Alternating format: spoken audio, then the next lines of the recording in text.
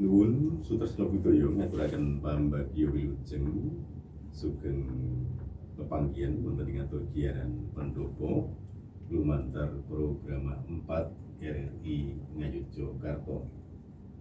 Wekdal menika kepareng kula Sugiman Dwi Nurseta ingkang ndherekaken lan titi wanci menika sesarengan kaliyan kadang-kadang kula saking Paguyuban Sastra Budaya Jawa Paspuja Kawin Merapi Kabupaten Sleman. Ingkang kepareng rawuh panjenenganipun Mas Toto Sugiyarto sugeng dalu Mas Toto. Nggih, sugeng dalu Mas Giman. Inggih kados pundi pawartosipun? Alhamdulillah sehat. Inggih matur nuwun. Ugi kepareng rawuh panjenenganipun Mas Dwi Oni Raharjo sugeng dalu Mas Oni. Sugeng dalu Mas Giman. Inggih kados pundi pawartosipun? Sehat. Alhamdulillah puji nggih nuwun. Inggih matur nuwun rawuh panjenengan kekalih. Tentu kemawon rawuh panjenengan iki sampun kantuanku dening Sutresna Budaya mliginipun wonten ing giaran Pendopo. Wonten ing dalu menika kepareng badhe raos utawi paringandaran gayut kaliyan menulis cerita sejarah. Tentu kemawon mangke Sutresna Budaya nggih wonten ingkang kepareng rawuh wonten pamanggi wonten pangundhup risan. Namun istungipun kados pundi to? Nyerat ingkang gayut kaliyan sejarah menika kados pundi menapa ingkang perlupun ngatosaken lan menapa tembungipun kesulitan-kesulitanipun wonten mriku lan kados pundi cara ngawekaninipun. Nggih. Monggo boleh Mas Toto rumiyin paring andaran utawi Mas Toto.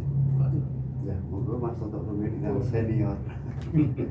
Boten Warni-warni nggih sejarah ingkang sampun peristiwa paling sampun atur saged pun serat kanthi bentuk ingkang mawarni-warni kula wau Mas Toto. Menawi Mas Oni nambah monggo. Nggih, mekaten Mas. Magepokan kalian kula wau ngendikanipun Mas Toto sampakan almarhum Mas Arswendo nggih. Bilih sastra menika saged mengisi kelodhanganipun nggih. Itu ternyata ingkang kula pribadi pranggone niku kula kan remen babagan sejarah klasik Mas nggih. Ngoten kan pun zamanipun kawruh sanget nggih.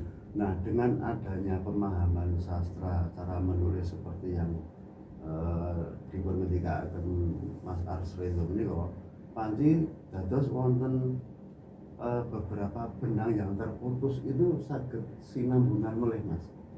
Nggih, walaupun senajan rodok samar ngoten nggih, tapi setidaknya keping-kepingan itu jadi agak tersambung lagi. Itulah kelebihan dan sastra ya, seni sastra dalam penulisan sejarah tadi bisa merangkai beberapa peristiwa yang mungkin satu dan lain orang saling bercerita dan terpisah-pisah gitu Mas. Dengan intuisi yang seperti diketika Mas Toto tadi bisa tersambung lagi. Nggih, mekaten Mas. Nggih. Inggih pun rawuhipun Mbak Wening wonten ing Wonosari. Nggih. Terus pundi Mas Oni? Lihat.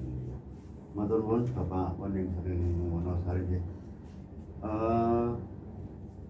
Sejarah dikabarkan prasasti dihancurkan itu merupakan salah satu dari keprihatinan saya pribadi nggih Mas. Nggih. Mungkin teman-teman yang lain pelaku dan pegiat sejarah juga merasakan hal yang sama. Tapi magepokan dengan menulis sejarah ini saya contohkan pengalaman kula mawon nggih Mas. Ini saya kurang lebih setahun ini saya tuh menelusuri Kali Progo Mas Giman. Kali Progo itu dari yang Sleman ya, dari Tempel ngidul sampai pesisir. Dan berkaitan dengan istilah Pak Wening tadi bahwa nenekku orang pelaut, itu ternyata benar Pak. Tidak hanya dari periode Kalinyamat maupun Ratu Simapaya, itu jauh sebelum Masehi itu sudah terkenal bahwa pulau-pulau kita, terutama Pulau Bali di sana, itu sudah terkenal sampai ke Asia Tengah, Asia Timur, bahkan Eropa. Yang menulis siapa? Yang menulis malah pelaut-pelaut kuno dari India. Jadi sumbernya dari India. Bahkan sampai sekarang di India itu ada tradisi yang namanya Bali Jatra. Ingkang tegesipun perjalanan menuju ke Bali. Lewatnya mana? Lewatnya Samudra Hindia sama Laut Jawa itu saja. Jadi kalau sekarang kok kita tahunya area perairan maritim itu hanya Pulau Jawa, zaman dahulu Samudra Hindia itu sudah dipakai mas. Itu catatannya jelas yang nyatet malah orang India, pelaut-pelaut kuno. Terus makaten Bapak Armani, pemanggih kula masih ada ruang-ruang bagi kita untuk memberikan wawasan baru, kesadaran baru pada anak-anak kita. Kalau orang-orang tua sudah susah Pak kita lagi. Pada anak-anak kita bahwa memang yang diceritakan oleh orang dulu, nenek kita orang pelaut, negeri kita itu dulu, memang itu benar adanya, sumber tertulisnya ada. Cuman kalau memang tadi sejarah dikaburkan, prasasti dihancurkan, itu memang sebuah fakta yang tidak bisa kita bantah ya. Tapi masih untungnya mas, masih ada sedikit kepingan-kepingan ingatan orang-orang tua yang bisa menyampaikan itu. Dan pemanggih kula Magepan kali Mas Toto mau, yang menulis itu tidak harus seseorang yang wah, yang jabatan tertentu, siapapun bisa menulis. Mungkin itu kalahnya kita dengan negeri Cina. Cina itu kitabnya banyak sekali. Dari zaman sebelum Masehi sudah ada catatan, sedang kita tidak ada mas. Begitu gitu Pak Mari kita terus menawi panjenengan atau rencang atau mungkin ada murid-murid yang lain yang gemar menulis, menulislah cerita sejarah saja, tidak usah sejarah, tapi cerita sejarah. Jadi mungkin seperti Mbak Siwa, Pak Dri, jadi bisa ditulis. Bentuknya, nah, seperti Mas Toto bilang tadi, bisa novel, bisa apa mas, geguritan, tembang, bisa. Makaten Mas Paning atau matur nuwun Pak Oning, monggo sugeng dalu pendopo. Jadi ngaten nggih, boten napa boten lajeng mumpung. Budi itu ya. Mas Oning mau wonten sampean monggo. Nggih, menika ini salah satu masalah yang banyak sekali kita temukan Mas. Jadi ada orang yang sudah adreng pengen nulis, tapi sebenarnya nggak ada. Bahkan mungkin dari kita ngalami masa tadi banyak sekali tertentu. Saran saya kalau saya, pertama jelas riset dari narasumber yang berkaitan. Kalau pada itu berkaitannya jelas tadi museum sama keraton yang saya masuk gimana sama keraton. Terus kalau ternyata kok tidak ada narasumber sama sekali yang tertulis juga masih, kembali lagi seperti tema kita hari ini, yaitu menulis cerita sejarah. Jadi kita tuh yang ditulis itu sudah ceritanya. Mungkin kita bisa tanya sama Simbah Pak Budi, dia menceritakan apa itu mas. Nah, yang ditulis itu ceritanya itu menulis cerita sejarah. Menurut saya hal seperti itu tidak ada salahnya mas. Mungkin Mas Toto terus menulis juga yang ternyata bagai kaget itu seperti ini, Mas Sugiman seperti ini, saya seperti ini. Kan kira-kira Mas dari siji Mas. Jadi saling melengkapi.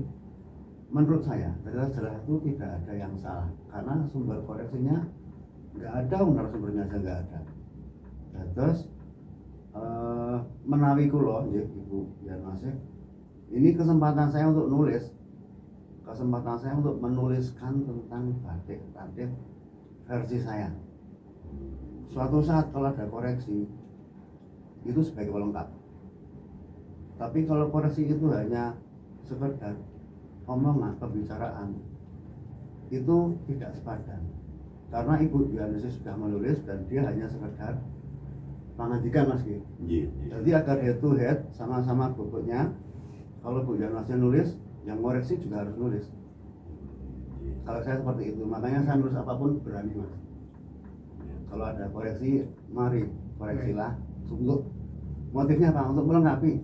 Tapi koreksinya kalau saya tulisan, situ juga tulisan. Oke, mengatur mas. Silahipun kan, apa nih? Kata berbalas, gayung bersambut. Iya, betul. Motifnya agar saling melengkapi, tidak saling menyalahkan. Oke. Ora mung mergo ora seneng lah jenenge. Oke. Makaten Mbak Yana Inggih, matur nuwun Ibu Yanwase nggih rawuhipun. Sami pun monggo sugeng dalu pendopo.